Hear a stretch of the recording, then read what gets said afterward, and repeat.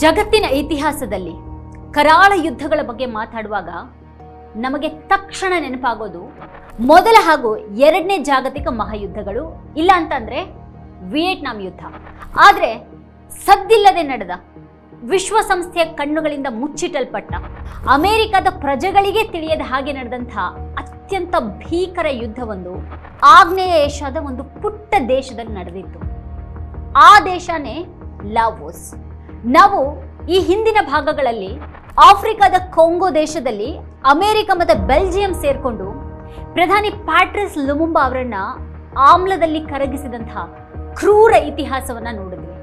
ಆದ್ರೆ ಇವತ್ತು ಬೆಚ್ಚಿ ಬೀಳಿಸುವ ಅಮೆರಿಕ ಫೈಲ್ಸ್ ವಿಡಿಯೋ ಸರಣಿಯ 7ನೇ ಭಾಗದಲ್ಲಿ ನಾವು ನಿಮ್ಮನ್ನ ಕೊಂಡೊಯ್ತಾ ಇರೋದು ಜಗತ್ತಿನ ಇತಿಹಾಸದಲ್ಲಿ ಅತ್ಯಂತ ಕ್ರೂರ, ಅಮಾನವೀಯ ಮತ್ತೆ ರಹಸ್ಯ ಯುದ್ಧಕ್ಕೆ ಬಲಿಯಾದ ಲಾವೋಸ್ ದೇಶದ ಕಥೆಗೆ.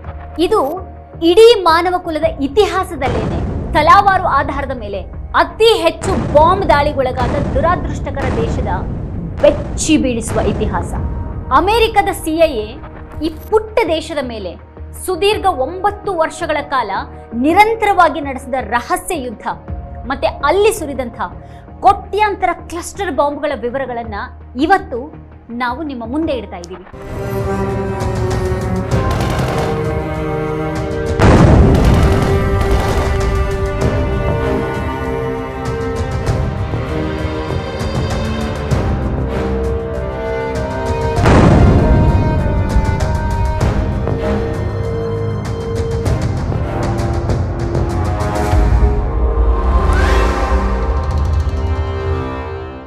ಈ ಕಥೆಯನ್ನ ನಾವು ಸರಿಯಾಗಿ ಅರ್ಥ ಮಾಡ್ಕೊಳ್ಬೇಕಾದ್ರೆ ನಾವು 1960ರ ದಶಕದ ಆಗ್ನೇಯ ಏಷ್ಯಾದ ಭೌಗೋಳಿಕ ಪರಿಸ್ಥಿತಿಯನ್ನ ನೋಡಬೇಕು. ಆ ಸಮಯದಲ್ಲಿ ವಿಯೆಟ್ನಾಂ ದೇಶದಲ್ಲಿ ಅಮೆರಿಕದ ಸೈನ್ಯ ಮತ್ತೆ ಉತ್ತರ ವಿಯೆಟ್ನಾಂನ ಕಮ್ಯುನಿಸ್ಟ್ ಪಡೆಗಳ ನಡುವೆ ಭೀಕರ ಯುದ್ಧ ನಡೀತಾ ಇತ್ತು. ವಿಯೆಟ್ನಾಂನ ಪಕ್ಕದಲ್ಲೇ ಇದ್ದಂತಹ ಲಾವೋಸ್ ದೇಶವು 1954ರ ಜಿನೇವಾ ಒಪ್ಪಂದದ ಪ್ರಕಾರ ಒಂದು ತಟಸ್ಥ ರಾಷ್ಟ್ರ ಆಗಿತ್ತು. ಅಂದ್ರೆ ಅಮೆರಿಕ ಆಗ್ಲಿ ಅಥವಾ ರಷ್ಯಾ ಆಗ್ಲಿ ಲಾವೋಸ್ ದೇಶದ ನೆಲದಲ್ಲಿ ಯಾವುದೇ ಮಿಲಿಟರಿ ಕಾರ್ಯಾಚರಣೆಯನ್ನ ಮಾಡೋ ಹಾಗಿರ್ಲಿಲ್ಲ. ಇದು ಅಂತಾರಾಷ್ಟ್ರೀಯ ಕಾನೂನು. ಆದ್ರೆ ಕಾಗದದ ಮೇಲಿದ್ದಂಥ ಈ ಕಾನೂನನ್ನ ಅಮೆರಿಕದ CIA ಮತ್ತೆ ಶ್ವೇತ ಭವನ ಕಸದ ಬುಟ್ಟಿಗೆ ಎಸೆದ್ವು. ಇದಕ್ಕೆ ಮುಖ್ಯ ಕಾರಣ ಅಂದ್ರೆ ಹೋ ಚಿ ಮಿನ್ ಹಾದಿ. ಉತ್ತರ ವಿಯೆಟ್ನಾಂನ ಕಮ್ಯುನಿಸ್ಟ್ ಸೈನಿಕರು ದಕ್ಷಿಣ ವಿಯೆಟ್ನಾಂನಲ್ಲಿ ಹೋರಾಡ್ತಾ ಇದ್ದಂಥ ತಮ್ಮ ಪಡೆಗಳಿಗೆ ಶಸ್ತ್ರಾಸ್ತ್ರ, ಆಹಾರ ಮತ್ತೆ ಯುದ್ಧ ಸಾಮಗ್ರಿಗಳನ್ನು ಪೂರೈಸೋದಿಕ್ಕೆ ಲಾವೋಸ್ ದೇಶದ ದಟ್ಟ ಕಾಡುಗಳು ಮತ್ತೆ ಪರ್ವತಗಳ ನಡುವೆ ಇರುವಂತಹ ರಹಸ್ಯ ಹಾದಿಗಳನ್ನು ಬಳಸ್ತಾ ಇದ್ರು. ಈ ಸರಬರಾಜು ಹಾದಿಯನ್ನ ಸಂಪೂರ್ಣವಾಗಿ ಧ್ವಂಸಗೊಳಿಸೋದು ಅಮೆರಿಕದ ಯುದ್ಧ ಯೋಜನೆಯಾಗಿತ್ತು. ಆದ್ರೆ ಅಮೆರಿಕ ಕೇವಲ ಹೋ ಚಿ ಮಿನ್ ಹಾದಿಯನ್ನ ಧ್ವಂಸಗೊಳಿಸೋದಿಕ್ ಮಾತ್ರ ಅಲ್ಲದೇನೆ ಲಾವೋಸ್ ದೇಶದಲ್ಲಿದ್ದಂತಹ ಪಥೆಟ್ ಲಾವೋ ಅನ್ನುವಂಥ ಕಮ್ಯುನಿಸ್ಟ್ ಕ್ರಾಂತಿಕಾರಿ ಪಡೆಯನ್ನ ಮತ್ತೆ ಅವರ ಆಡಳಿತವನ್ನ ಮುಗಿಸಿ ಬಿಡೋದಿಕ್ಕೆ ಈ ರಹಸ್ಯ ಯುದ್ಧವನ್ನ ಬಳಸ್ಕೊಳ್ತು. ಅಮೆರಿಕ ಎಷ್ಟು ಬಾಂಬ್ಗಳನ್ನ ಸುರಿದ್ರೂ ಪಥೆಟ್ ಲಾವೋ ಪಡೆಯ ಗೆರಿಲ್ಲಾ ಹೋರಾಟಗಾರರನ್ನ ಮುಗಿಸೋದಿಕ್ಕೆ ಸಾಧ್ಯ ಆಗ್ಲೇ ಇಲ್ಲ. ಲಾವೋಸ್ ಒಂದು ತಟಸ್ಥ ದೇಶ ಆಗಿದ್ರಿಂದ ಅಮೆರಿಕ ತನ್ನ ಅಧಿಕೃತ ಸೇನೆಯನ್ನ ನೇರವಾಗಿ ಅಲ್ಲಿ ಕಳಿಸೋದಿಕ್ಕೆ ಸಾಧ್ಯ ಇರಲಿಲ್ಲ. ಕಳಿಸಿಬಿಟ್ರೆ ಅಂತಾರಾಷ್ಟ್ರೀಯ ಮಟ್ಟದಲ್ಲಿ ಮತ್ತೆ ವಿಶ್ವಸಂಸ್ಥೆಯಲ್ಲಿ ಅಮೆರಿಕದ ಮುಖವಾಡ ಕಳಚಿ ಬೀಳ್ತಾ ಇತ್ತು. ಅದಕ್ಕಾಗಿನೇ ಅಮೆರಿಕದ CIA ಒಂದು ಅತ್ಯಂತ ಕುತಂತ್ರದ ರಹಸ್ಯ ಯೋಜನೆಯನ್ನ ರೂಪಿಸಿತು. ಅದೇ ಆಪರೇಷನ್ ಮೊಮೆಂಟಮ್. ಅಮೆರಿಕ ತನ್ನ ಸ್ವಂತ ಸೈನಿಕರನ್ನ ಬಳಸಿಕೊಂಡು ಯುದ್ಧ ಮಾಡೋ ಬದಲಿಗೆ ಲಾವೋಸ್ ದೇಶದ ಬೆಟ್ಟ ಗುಡ್ಡಗಳಲ್ಲಿ ವಾಸಿಸ್ತಿದ್ದ ಮಾಂಗ್ ಅನ್ನುವಂಥ ಸ್ಥಳೀಯ ಬುಡಕಟ್ಟು ಜನರನ್ನ ತನ್ನ ಗುಪ್ತಚರ ಕಾರ್ಯಾಚರಣೆಗೆ ಬಳಸ್ಕೊಳ್ಳೋದಿಕ್ಕೆ ತೀರ್ಮಾನ ಮಾಡಿತು.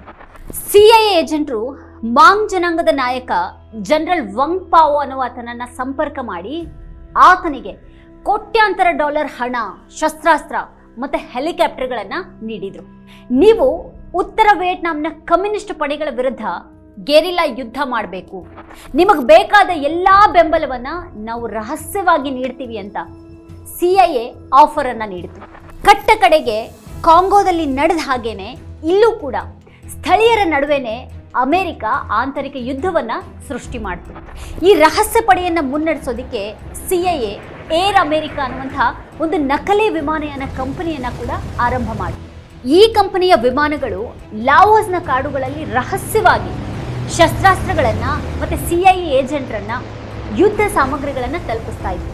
ಕಣ್ಣಿಗೆ ಕಾಣದೇ ಇರೋ ಹಾಗೆ ಒಂದು ಇಡೀ ರಹಸ್ಯ ಸೈನ್ಯವನ್ನ CIA ಲಾವೋಸ್ನ ನೆಲದಲ್ಲಿ ಕಾರ್ಯಾಚರಣೆಗಿಳಿಸಿತು. ಆದ್ರೆ ಕೇವಲ ಈ ಬಂಡಾಯ ಪಡೆಯಿಂದ ಕಮ್ಯುನಿಸ್ಟ್ ಪಡೆಯನ್ನ ತಡೆಯೋದಿಕ್ಕೆ ಸಾಧ್ಯ ಇಲ್ಲ ಅಂತ ತಿಳಿದ ತಕ್ಷಣನೇ ಅಮೆರಿಕ ತನ್ನ ಇತಿಹಾಸದಲ್ಲೇನೆ ಅತ್ಯಂತ ವಿಕೃತವಾದ ಮಾನವ ಕುಲವೇ ಬೆಚ್ಚಿ ಬೀಳುವಂತಹ ಒಂದು ನಿರ್ಧಾರಕ್ಕೆ ಬರುತ್ತೆ. ಅದೇ ಬಾಂಬಿಂಗ್ ಕಾರ್ಯಾಚರಣೆ. 1964ರಿಂದ 1973ರವರೆಗೆ ಅಂದ್ರೆ 9 ವರ್ಷಗಳ ಕಾಲ ಅಮೆರಿಕದ ವಾಯುಪಡೆಯ B-52 ದೈತ್ಯ ಯುದ್ಧ ವಿಮಾನಗಳು ಲಾವೋಸ್ ದೇಶದ ಮೇಲೆ ನಿರಂತರವಾಗಿ ಬಾಂಬ್ಗಳ ಮಳೆಗರೆದು. ಈ ಬಾಂಬ್ ದಾಳಿಯ ಪ್ರಮಾಣ ಅದು ಎಷ್ಟಿತ್ತು ಗೊತ್ತಾ? ಇತಿಹಾಸದ ಈ ಅಂಕಿಅಂಶಗಳನ್ನ ಕೇಳಿದ್ರೆ ನಿಮ್ಮ ಮೈ ನಡುಗುತ್ತೆ. ಆ 9 ವರ್ಷಗಳಲ್ಲಿ ಅಮೆರಿಕ ಲಾವೋಸ್ ಮೇಲೆ 20 ಲಕ್ಷಕ್ಕೂ ಹೆಚ್ಚು ಟನ್ಗಳಷ್ಟು ಸ್ಫೋಟಕಗಳನ್ನ ಸುರಿಯಿತು. ಅಂದ್ರೆ ಸರಾಸರಿ ಲೆಕ್ಕ ಹಾಕಿದ್ರೆ ಇದನ್ನ ಪ್ರತಿ 8 ನಿಮಿಷಕ್ಕೊಮ್ಮೆ ದಿನದ 24 ಗಂಟೆನೂ ವರ್ಷದ 365 ದಿನವೂ ಕೂಡ 9 ವರ್ಷಗಳ ಕಾಲ ನಿರಂತರವಾಗಿ ಒಂದು B-52 ವಿಮಾನ ಲಾವೋಸ್ ಮೇಲೆ ಬಾಂಬ್ಗಳನ್ನು ಹಾಕ್ತಾನೆ ಇತ್ತು. ಎರಡನೇ ಜಾಗತಿಕ ಮಹಾಯುದ್ಧದಲ್ಲಿ ಅಮೆರಿಕ, ಜರ್ಮನಿ ಮತ್ತೆ ಜಪಾನ್ ದೇಶಗಳ ಎರಡರ ಮೇಲೇನು ಸೇರಿ ಸುರಿದಂತಹ ಒಟ್ಟು ಬಾಂಬ್ಗಳಿಗಿಂತ ಹೆಚ್ಚಿನ ಪ್ರಮಾಣದ ಬಾಂಬ್ಗಳನ್ನ ಕೇವಲ ಲಾವೋಸ್ ಅನ್ನುವಂಥ ಈ ಪುಟ್ಟ ದೇಶ ಒಂದ್ರ ಮೇಲೇನೆ ಸುರಿಯಲಾಗಿತ್ತು. ಅಮೆರಿಕದ ಬಾಂಬ್ ದಾಳಿಯಿಂದಾಗಿ ಲಾವೋಸ್ನ ಪ್ರಜೆಗಳು 9 ವರ್ಷಗಳ ಕಾಲ ಸೂರ್ಯನ ಬೆಳಕನ್ನೇ ನೋಡ್ದೇನೆ ಕೇವಲ ಬೆಟ್ಟದ ಕೃತಕ ಗುಹೆಗಳ ಒಳಗೇನೆ ಬದುಕಿದ್ರು. ಅಮೆರಿಕದ ಈ B-52 ವಿಮಾನಗಳ ಬಾಂಬ್ ದಾಳಿ ಎಷ್ಟು ಭೀಕರವಾಗಿತ್ತು ಅಂತ ಅಂದ್ರೆ ಲಾವೋಸ್ನ ಪ್ಲೇನ್ ಆಫ್ ಜಾರ್ಸ್ ಪ್ರಾಂತ್ಯದ ಸಾವಿರಾರು ಅಮಾಯಕರ ಗ್ರಾಮಗಳು ಭೂಪಟದಿಂದಾನೇ ಅಳಿದು ಹೋದ್ವು. ನಿರಂತರವಾಗಿ ಬೀಳ್ತಾ ಇದ್ದಂಥ ಈ ಬಾಂಬ್ಗಳಿಂದ ರಕ್ಷಿಸಿಕೊಳ್ಳೋದಿಕ್ಕೆ ಲಾವೋಸ್ನ ಲಕ್ಷಾಂತರ ಜನರು ತಮ್ಮ ಮನೆಗಳನ್ನ ತೊರೆದು ಬೆಟ್ಟಗುಡ್ಡಗಳ ವಿಯಾಂಗ್ಸೆ ಅನ್ನುವಂತಹ ಬೃಹತ್ ಗುಹೆಗಳ ಒಳಗೆ ಕತ್ತಲಲ್ಲಿ ಜೀವಿಸತೊಡಗಿದ್ರು. ಅಮೆರಿಕದ ಈ ರಹಸ್ಯ ಯುದ್ಧ ನಡೆದ 9 ವರ್ಷಗಳ ಕಾಲ ಅಲ್ಲಿನ ಪ್ರಜೆಗಳು, ಸಣ್ಣ ಸಣ್ಣ ಮಕ್ಕಳು ಮತ್ತೆ ವೃದ್ಧರು ಸೂರ್ಯನ ಬೆಳಕನ್ನೇ ನೋಡ್ದೇನೆ ಗುಹೆಗಳ ಒಳಗೆ ಶಾಲೆಗಳು, ಆಸ್ಪತ್ರೆಗಳು ಮತ್ತೆ ಕಚೇರಿಗಳನ್ನ ನಡೆಸ್ತಾ ತಮ್ಮ ಇಡೀ ಜೀವನವನ್ನ ಕತ್ಲೆಯಲ್ಲೇನೆ ಕಳಿಬೇಕಾಯ್ತು. ಅಮೆರಿಕ ಲಾವೋಸ್ ಮೇಲೆ ಸುರಿದಿದ್ದು ಸಾಮಾನ್ಯ ಬಾಂಬ್ಗಳಲ್ಲವು, ಬದಲಿಗೆ ಅತ್ಯಂತ ಭೀಕರವಾದ ಕ್ಲಸ್ಟರ್ ಬಾಂಬ್ಗಳು. ಒಂದು ದೊಡ್ಡ ಕ್ಲಸ್ಟರ್ ಬಾಂಬ್ ಆಕಾಶದಿಂದ ಬೀಳುವಾಗ ಅದು ಗಾಳಿಯಲ್ಲೇನೆ ಒಡೆದುಕೊಂಡು ಅದ್ರ ಒಳಗಿರುವಂಥ ನೂರಾರು ಸಣ್ಣ ಸಣ್ಣ ಬಾಂಬ್ಲೆಟ್ಗಳನ್ನ ಮಳೆ ಹಾಗೆ ಹರಡುತ್ತೆ. ಲಾವೋಸ್ನಲ್ಲಿ ಜನರು ಇದನ್ನ ಬಾಂಬೀಸ್ ಅಂತ ಕರೀತಾರೆ. ಒಂದು ಕ್ಲಸ್ಟರ್ ಬಾಂಬ್ ಬಿದ್ರೆ ಕನಿಷ್ಠ 3 ಫುಟ್ಬಾಲ್ ಮೈದಾನದಷ್ಟು ಜಾಗದಲ್ಲಿರುವಂತಹ ಪ್ರತಿಯೊಂದು ಜೀವಿ ಕೂಡ ಛಿದ್ರವಾಗಿ ಹೋಗುತ್ತೆ. ಅಮೆರಿಕ ಲಾವೋಸ್ ದೇಶದ ಮೇಲೆ ಇಂತಹ 27 ಕೋಟಿ ಸಣ್ಣ ಸಣ್ಣ ಬಾಂಬ್ಗಳನ್ನ ಸುರಿಯಿತು. ಅಂದ್ರೆ ಲಾವೋಸ್ನ ಪ್ರತಿಯೊಬ್ಬ ಪ್ರಜೆ ತಲೆ ಮೇಲೂ ಕೂಡ ಕನಿಷ್ಠ 1,000 ಕೆಜಿ ಸ್ಫೋಟಕಗಳನ್ನ ಹಾಕಿದಾಗಾಯ್ತು. ಅಮೆರಿಕದ ಸೈನಿಕರು ವಿಯೆಟ್ನಾಂನಲ್ಲಿದ್ದಂಥ ತಮ್ಮ ಸೇನಾ ನೆಲೆಗಳಿಂದ ಹೊರಟು ಮಿಷನ್ ಮುಗಿಸಿ ವಾಪಸ್ ಬರುವಾಗ ವಿಮಾನದಲ್ಲಿದ್ದಂಥ ಆ ಹೆಚ್ಚುವರಿ ಬಾಂಬ್ಗಳನ್ನ ಸಾಗರಕ್ಕೆ ಎಸೆಯೋ ಬದಲಿಗೆ ಲಾವೋಸ್ನ ಅಮಾಯಕರ ಗ್ರಾಮಗಳು, ವ್ಯವಸಾಯದ ಗದ್ದೆಗಳು, ಶಾಲೆಗಳು ಮತ್ತೆ ಆಸ್ಪತ್ರೆಗಳ ಮೇಲೆ ಸುರಿದು ಹೋಗ್ತಾ ಇದ್ರು. ಇಷ್ಟೆಲ್ಲ ಭೀಕರ ಬಾಂಬ್ ದಾಳಿ ನಡೀತಾ ಇದ್ರು ಕೂಡ ಅಮೆರಿಕದ ಅವತ್ತಿನ ಅಧ್ಯಕ್ಷರಾಗಿದ್ದ ರಿಚರ್ಡ್ ನಿಕ್ಸನ್ ಮತ್ತೆ ಅವರು ವಿದೇಶಾಂಗ ಸಲಹೆಗಾರ ಹೆನ್ರಿ ಕಿಸ್ಸಿಂಜರ್ ಅಮೆರಿಕದ ಸಂಸತ್ತಿಗೆ ಮತ್ತೆ ಮಾಧ್ಯಮಗಳಿಗೆ ನಾವು ಲಾವೋಸ್ನಲ್ಲಿ ಯಾವುದೇ ಯುದ್ಧ ಮಾಡ್ತಾ ಇಲ್ಲ, ಅಲ್ಲಿ ನಮ್ಮ ಸೈನ್ಯನೇ ಇಲ್ಲ ಅಂತ ಹಸಿ ಸುಳ್ಳನ್ನ ಹೇಳ್ತಾ ಇದ್ರು. ಅಮೆರಿಕದ ಪ್ರಜೆಗಳಿಗೆ ತಮ್ಮ ಸರ್ಕಾರ ಲಾವೋಸ್ನಲ್ಲಿ ಅಮಾಯಕರ ಮಾರಣ ಹೋಮ ಮಾಡ್ತಾ ಇದೆ ಅನ್ನುವಂಥ ಸತ್ಯ 8 ವರ್ಷಗಳ ಕಾಲ ತಿಳಿಲೇ ಇಲ್ಲ.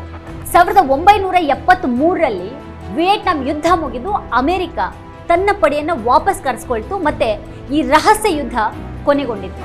ಆದ್ರೆ ಲಾವೋಸ್ನ ಅಮಾಯಕ ಜನರಿಗೆ ಅಮೆರಿಕ ಕೊಟ್ಟಂತ ಆ ನರಕದ ಶಿಕ್ಷೆ ಇವತ್ತಿಗೂ ಕೂಡ ಮುಗ್ದಿಲ್ಲ.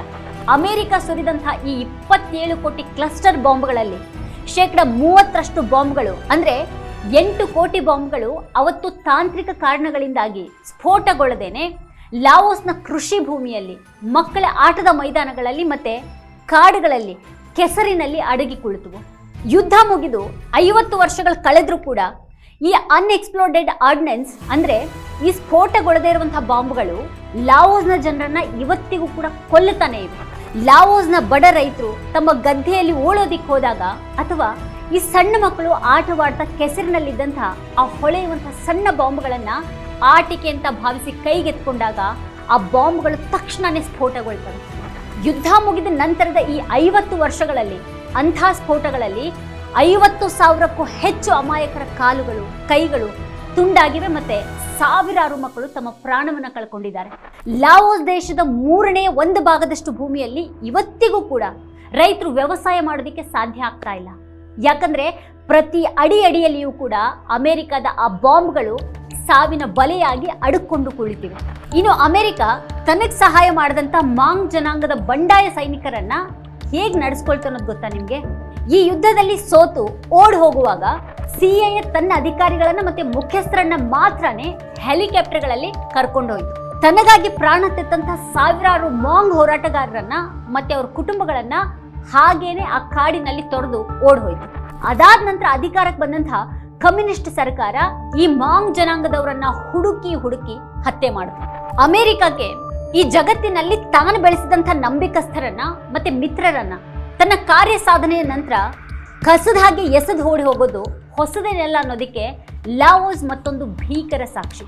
ಇವತ್ತಿಗೂ ಕೂಡ ಅಮೆರಿಕದ ನಾಯಕರು ಮಾನವ ಹಕ್ಕುಗಳ ಬಗ್ಗೆ, ಯುದ್ಧ ಅಪರಾಧಗಳ ಬಗ್ಗೆ ಜಗತ್ತಿಗೆ ಭಾಷಣ ಬಿಗಿತಾರೆ. ಆದರೆ ಒಂದು ದೇಶದ ಮೇಲೆ ಯಾವುದೇ ಅಧಿಕೃತ ಯುದ್ಧ ಘೋಷಣೆ ಇಲ್ಲದೇನೆ 20 ಲಕ್ಷ ಟನ್ ಬಾಂಬ್ಗಳನ್ನು ಸುರಿದು ಆ ದೇಶದ 3 ತಲೆಮಾರುಗಳ ಭವಿಷ್ಯವನ್ನ ಶಾಶ್ವತವಾಗಿ ನಾಶ ಮಾಡಿದಂಥ ಅಮೆರಿಕದ ಆಡಳಿತದ ವಿರುದ್ಧ ಜಾಗತಿಕ ನ್ಯಾಯಾಲಯದಲ್ಲಿ ಯಾವುದೇ ವಿಚಾರಣೆನೇ ನಡೆಯಲಿಲ್ಲ. ವಿಪರ್ಯಾಸ ಏನು ಅಂದ್ರೆ ಅದೇ ಹೆನ್ರಿ ಕಿಸಿಂಜರ್ಗೆ ನೊಬೆಲ್ ಶಾಂತಿ ಪ್ರಶಸ್ತಿಯನ್ನ ನೀಡಲಾಯಿತು. ಲಾವೋಸ್ನ ಈ ರಹಸ್ಯ ಯುದ್ಧದ ಕಟ್ಟು ಸತ್ಯ ಒಂದೇ: ಸೂಪರ್ ಪವರ್ಗಳ ಜಾಗತಿಕ ಆಟದಲ್ಲಿ ಸಣ್ಣ ದುರ್ಬಲ ದೇಶಗಳ ಪ್ರಜೆಗಳ ಜೀವಗಳಿಗೆ, ಮಕ್ಕಳ ಭವಿಷ್ಯಕ್ಕೆ, ಅವ್ರ ಹಕ್ಕುಗಳಿಗೆ ಯಾವುದೇ ಬೆಲೆ ಇರೋದಿಲ್ಲ. ತಮ್ಮ ಸ್ವಾರ್ಥಕ್ಕಾಗಿ ಒಂದು ಇಡೀ ದೇಶವನ್ನ ಬಾಂಬ್ಗಳ ರಾಶಿಯನ್ನಾಗಿ ಮಾಡಿ ಅಲ್ಲಿನ ಜನರ ರಕ್ತದ ಮೇಲೆ ತಮ್ಮ ಆಧಿಪತ್ಯವನ್ನು ಸ್ಥಾಪಿಸೋದು ಈ ಪಾಶ್ಚಿಮಾತ್ಯ ಸಾಮ್ರಾಜ್ಯಶಾಹಿಗಳ ನೈಜ ಮುಖ. ಇದು ಲಾವೋಸ್ನ ನೆಲದಲ್ಲಿ ರಹಸ್ಯ ಯುದ್ಧ ನಡೆಸಿದಂಥ ಅಮೆರಿಕ ಅದರ ಬೆನ್ನಲ್ಲೇನೆ ಏಷ್ಯಾ ಖಂಡದ ಮತ್ತೊಂದು ಭೂಭಾಗವಾದ ಮಧ್ಯಪ್ರಾಚ್ಯದ ಕಡೆಗೆ ತನ್ನ ಪೂರ್ಣ ಗಮನವನ್ನ ನೆಟ್ಟಿತು. ಬೆಚ್ಚಿ ಬೀಳಿಸುವ ಅಮೆರಿಕ ಫೈಲ್ ಸರಣಿಯ 8ನೇ ಎಪಿಸೋಡ್ನಲ್ಲಿ ನಾವು ಈ ಸಾಮ್ರಾಜ್ಯಶಾಹಿ ಶಕ್ತಿಗಳು ತೈಲ ಸಂಪತ್ತು ಮತ್ತೆ ರಾಜಕೀಯ ಲಾಭಕ್ಕಾಗಿ ಇಡೀ ಮಧ್ಯಪ್ರಾಚ್ಯವನ್ನ ಹೇಗೆ ರಕ್ತಸಿಕ್ತಗೊಳಿಸ್ಬಿಟ್ವು ಅನ್ನೋದನ್ನ ವಿವರಿಸಲಿದ್ದೀವಿ. ಇದ್ರ ಜೊತೆಗೆ ಅಮೆರಿಕದ ಆಪರೇಷನ್ಗಳಿಂದ ಧ್ವಂಸಗೊಂಡ ಇರಾಕ್ ಹಾಗೂ ಸದ್ದಾಂ ಹುಸೇನ್ ಪತನದ ಅಸಲಿ ಇತಿಹಾಸವನ್ನು ಕೂಡ ನಿಮ್ಮ ಮುಂದೆ ಇಡ್ತೀವಿ.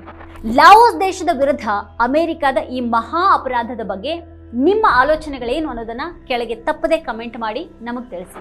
ಇತಿಹಾಸದ ಈ ಮುಚ್ಚಿಡಲಾದ ಪುಟಗಳನ್ನ ಪ್ರತಿಯೊಬ್ಬರಿಗೂ ತಲುಪಿಸೋದಿಕ್ಕೆ ಈ ವಿಡಿಯೋವನ್ನ ಲೈಕ್ ಮಾಡಿ, ನಿಮ್ಮ ಸ್ನೇಹಿತರೊಂದಿಗೆ ಶೇರ್ ಮಾಡಿ, ಮತ್ತೆ ನಮ್ಮ ಚಾನೆಲ್ ಅನ್ನ ಸಬ್ಸ್ಕ್ರೈಬ್ ಮಾಡೋದು ಮಾತ್ರ ಮರಿಬೇಡಿ. ಮುಂದಿನ ಎಪಿಸೋಡ್ನಲ್ಲಿ ಮತ್ತೆ ಭೇಟಿಯಾಗೋಣ. ಧನ್ಯವಾದಗಳು.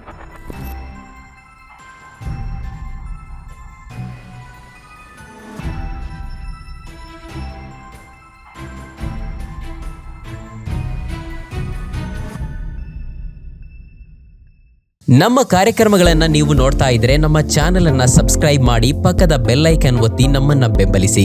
ಹಾಗೆ ನಮ್ಮ ಕಾರ್ಯಕ್ರಮಗಳನ್ನ ಲೈಕ್ ಮಾಡಿ, ಕಮೆಂಟ್ ಮಾಡಿ, ಅದನ್ನ ಬೇರೆಯವರಿಗೂ ವಾಟ್ಸ್ಆಪ್ ಮೂಲಕ ಶೇರ್ ಮಾಡಿ. ನೀವು ಹೀಗೆ ಮಾಡಿದಾಗ ನಮ್ಮ ಚಾನೆಲ್ ಇನ್ನಷ್ಟು ಮತ್ತಷ್ಟು ಜನರಿಗೆ ತಲುಪಲು ನೀವು ನಮ್ಮೊಂದಿಗೆ ಸಹಕರಿಸಿದ ಹಾಗಾಗುತ್ತೆ. ಇದು ನೀವು ಯಾವುದೇ ಖರ್ಚಿಲ್ಲದೆ ಕೆಲವೇ ಸೆಕೆಂಡುಗಳಲ್ಲಿ ನೀಡಬಹುದಾದ ಸಹಕಾರ. ಧನ್ಯವಾದಗಳು.